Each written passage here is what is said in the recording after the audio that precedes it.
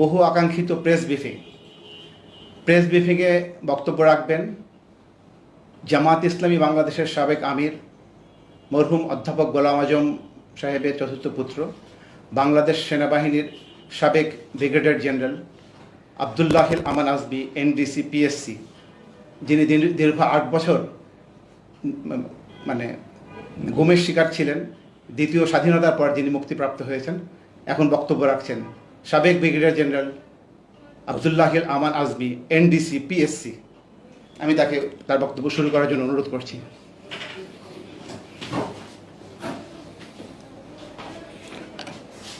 বিসমিল্লাহির রহমানির রহিম। আলহামদুলিল্লাহি রাব্বিল আলামিন, আসসালাতু ওয়াসসালামু আলা রাসূলিহিল কারীম।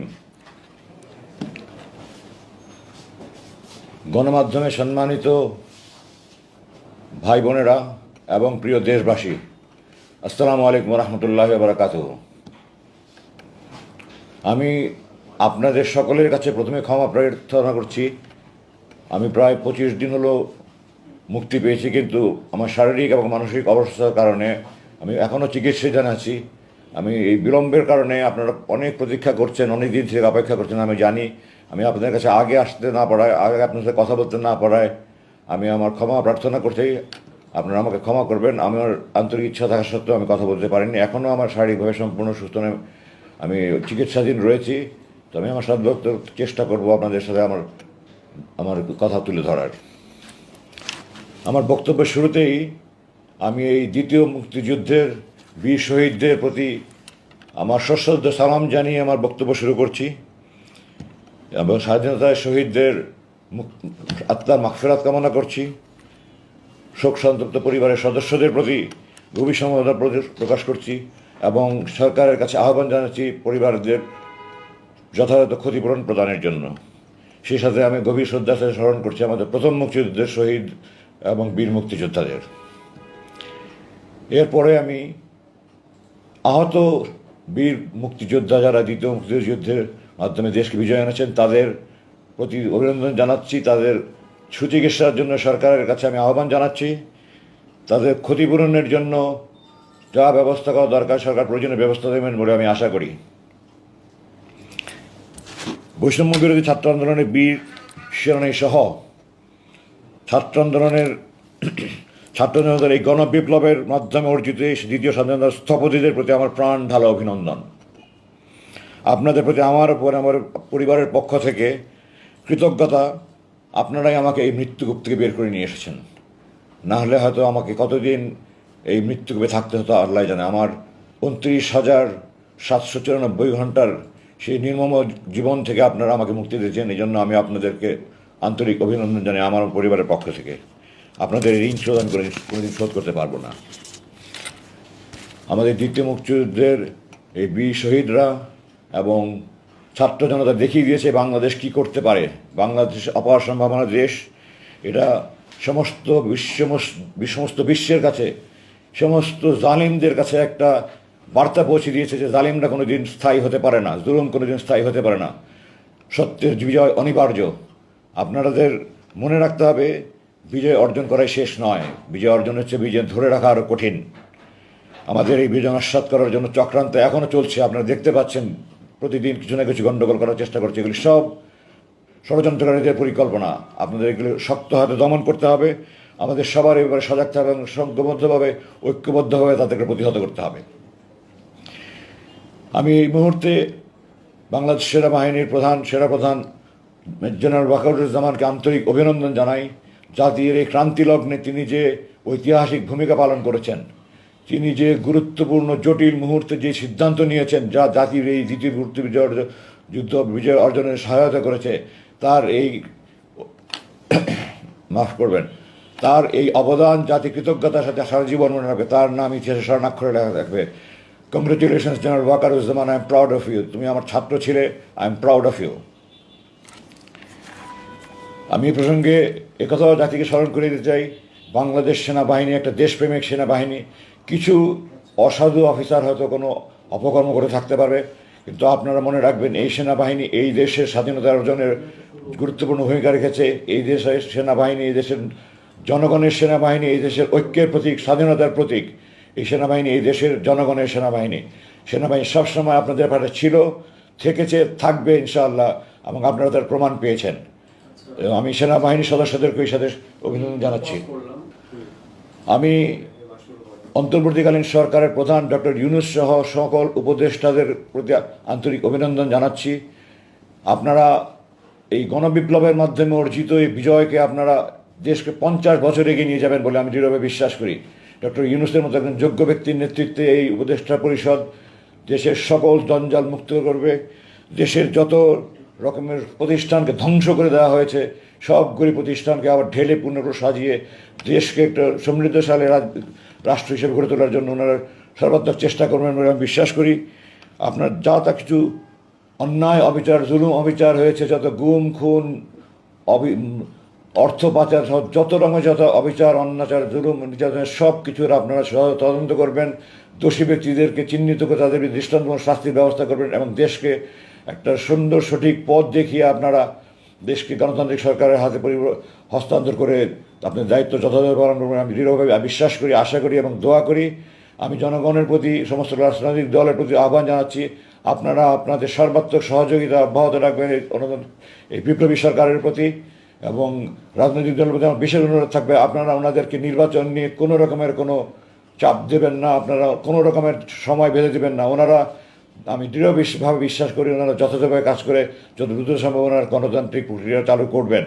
এই জন্য আপনারা দয়া করে কোনো রকমের কোনো মানসিক চাপ বা কোনো রকমের কোনো বক্তব্য ওনাদেরকে দিয়ে ওনাদেরকে বিব্রত করার চেষ্টা করবেন না। ওনাদেরকে ওনাদের টাইম ফ্রেমে, সেটা কতদিন আমি জানি না, আল্লাহ জানেন, ওনারা জানেন, দেশবাসী আপনাদের সহায়তা ওনার কাজ করতে পারবেন আমি দৃঢ় বিশ্বাস করি। এই পর্যায়ে আমি একটা আহ্বান জানাতে চাই এই বিপ্লবী সরকারের প্রতি, যে প্রথম মুক্তিযুদ্ধে যারা যুদ্ধ করেছিলেন তারা প্রথমত ছিলেন বাংলাদেশ সেনাবাহিনী, নৌবাহিনী, বিমান বাহিনী, এই 3 বাহিনীর সেই সশস্ত্র সুপ্রশিক্ষিত সেনাবাহিনী প্রথম শুরু করেছে, তারপরে আপামর জনসাধারণ মুক্তিযুদ্ধে প্রশিক্ষণ নিয়ে অস্ত্র নিয়ে যুদ্ধ করেছে। তাদের অবদান যেমন কোনো দিন অস্বীকার করা যাবে না, সে একই সাথে আজকের তরুণ যুবক ছাত্র জনতা যেভাবে কোনো রকমের সামরিক প্রশিক্ষণ ছাড়া, কোনো রকমের অস্ত্র ছাড়া নিজের বুক ঝাঁপিয়ে পড়ে তারা যুদ্ধ করে দেশ স্বাধীন করেছে, এদের অবদান আরও অনেক বেশি বলে আমি মনে করি। এবং এই জন্য আমি জোর দাবি জানাই যে প্রথম মুক্তিযুদ্ধে যেমন শহীদ এবং বিভিন্ন বীরত্বপূর্ণ দায়িত্ব পালনের জন্য বীরশ্রেষ্ঠ, বীর উত্তম, বীর বিক্রম, বীর প্রতীক খেতাব হয়েছে, এই তৃতীয় মুক্তিযুদ্ধের শহীদদের প্রতি আবু সাহিদ সহ শহীদ এবং অন্যান্য যারা আহত হয়েছে, যার কৃতিত্বপূর্ণ ভূমিকা পালন, তাদেরকেও যথাযথভাবে এই সাহসিকতাপূর্ণ খেতাব, বিশিষ্ট, বীরুত্তম, বীর বিক্রম, বীর প্রতীক যথাযথভাবে সরকার একটা কমিটি করে যাকে যে যেটা প্রাপ্য সেই খেতাব দেওয়ার জন্য আমি দৃঢ়ভাবে আহ্বান জানাচ্ছি। আমি আমার মূল বক্তব্যে যাওয়ার আগে আরও 2-1 একটা বলতে চাই। প্রথম হলো, আমি আমার 57 জন শহীদ বিডিআর নির্মম হত্যাকাণ্ডে 57 জন শহীদ বীর ভাইয়ের রক্তের বদলা চাই। কোরআনে আছে খুনের বদলা খুন। আমার এই 57 জন আমার কলিজার টুকরা ভাই, বাংলাদেশ সেনাবাহিনী কেন, কোনো সেনাবাহিনীতে general Shakil, general colonel Gulzar, colonel কুদ্দুতুল্লাহি রহমান শফিক, কর্নেল এমদাদের মতো অফিসার তৈরি হওয়া খুব কঠিন ব্যাপার। এই সমস্ত অফিসারকে যারা খুন করেছে, যারা খুনের পরিকল্পনা করেছে, যারা উপদেশ দিয়েছে, পরামর্শ দিয়েছে, বাস্তবায়ন করেছে, এদের সবার বিরুদ্ধে দৃষ্টান্তমূলক শাস্তির ব্যবস্থা গ্রহণ করা হোক। যা মৃত্যুদণ্ড হোক, যে দণ্ড হোক, আমি খুনের বদলা খুন চাই। যারা খুনের দোষর সবার প্রকৃত তদন্ত করে অপরাধ বের করে বিচার কাজ পূর্ণভাবে সম্পূর্ণ করতে হবে। এটার জন্য আমি সরকারের প্রতি আহ্বান জানাই এবং এর সাথে এও জানাই যে এই যে সেই পূর্ববর্তী সরকারের সময় যেই তদন্ত কমিটি হয়েছে তার পূর্ণাঙ্গ রিপোর্ট প্রকাশ করা হোক, এবং যারা তদন্ত করেছেন তারা যদি দায়সারাভাবে এই অপরাধীদেরকে দায়মুক্ত করার জন্য করে থাকে, তাহলে তাদেরকেও এই বিচারের আওতাভুক্ত করা হোক। আমি মনে করি যে যারা অপরাধী এবং যারা অপরাধীদের অপরাধমুক্ত করার, দায়মুক্ত করার জন্য দায়ী, তারাও সমভাবে অপরাধী, এবং সবাইকে আওতাভুক্ত করতে হবে। আমি আমার বক্তব্য যাওয়ার আরেকটা আবেদন রাখতে চাই। বাংলাদেশ সেনাবাহিনীর শত শত অফিসার এই গত সরকারের নির্মম জুলুমের শিকার হয়েছে। তারা বরখাস্ত হয়েছে, অকালীন অবসর হয়েছে, তাদেরকে বিভিন্ন রকমের হয়রানিমূলক ব্যবস্থা আছে, এগুলি প্রত্যেকটার তদন্ত করা হোক এবং প্রত্যেকটা দোষী ব্যক্তিদের ডিসকানেক্ট হওয়ার জন্য আমাকে একটু বিরতি দিতে হয়েছে। আমি আবার শুরু করছি। আমি আমার বক্তব্যে যাওয়ার আগে আমি আমার শত শত সেনা কর্মকর্তা, বিভিন্ন পদবীর সৈনিক যেভাবে গত সরকারের উপর জুলুমের শিকার হয়েছে, চাকরি থেকে অন্যায়ভাবে বরখাস্ত হয়েছে, অকালীন অবসর হয়েছে, তাদের চাকরিতে পুনর্বহাল, যেই পদে যেখানে পদায়ন হওয়া দরকার সেভাবে পদায়ন করা এবং তাদেরকে যথাযথ ক্ষতিপূরণ দেওয়ার জন্য জোর দাবি জানাচ্ছি। এবং এটার জন্য প্রক্রিয়ার কর্মকর্তারা তারা যথাযথ কর্তৃপক্ষের প্রক্রিয়া করছে। আপনারা সরকারের প্রতি আহ্বান জানাচ্ছি, আপনারা তাদেরকে চাকরিতে পুনর্বহাল করুন, তাদেরকে যার যার প্রাপ্য পাওনা পরিশোধ করুন।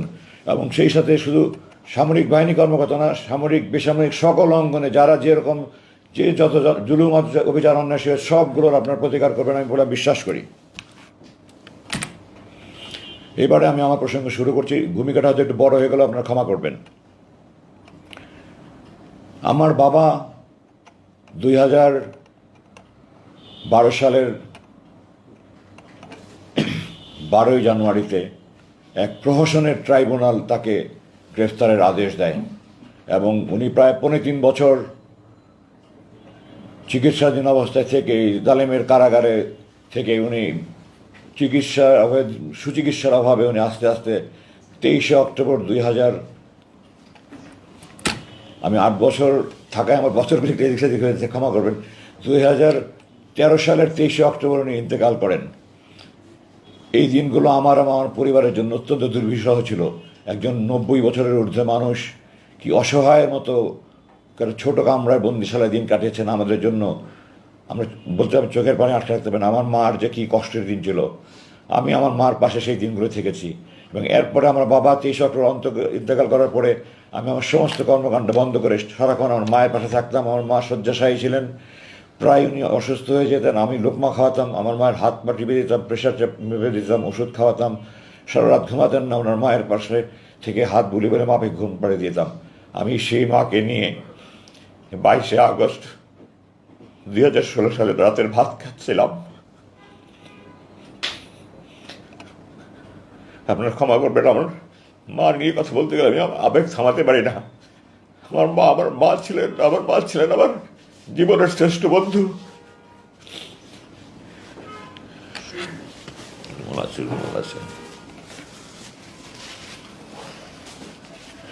আমি আমার মার সাথে খেতে বসেছিলাম। এই সময় সরকারের গুন্ডা বাহিনী, আমি গুন্ডা বাহিনী এই জন্যই বলছি যে আইন প্রয়োগকারী সংস্থার লোক ওয়ারেন্ট ছাড়া, মামলা ছাড়া, ওয়ারেন্ট ছাড়া উঠিয়ে নিয়ে যাওয়া মানেই গুন্ডারদের কাজ। সুতরাং যেই করুক না কেন সে গুন্ডা, এবং এটা করেছে সরকারের যেই বাহিনী হোক, সরকারি গুন্ডা বাহিনী। সরকারের গুন্ডা বাহিনী আমার